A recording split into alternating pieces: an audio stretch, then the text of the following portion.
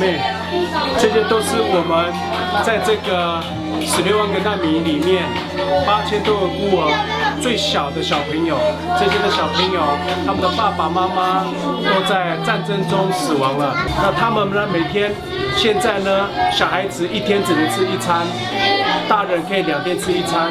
请你们在祷告中常常为他们纪念，愿神祝福。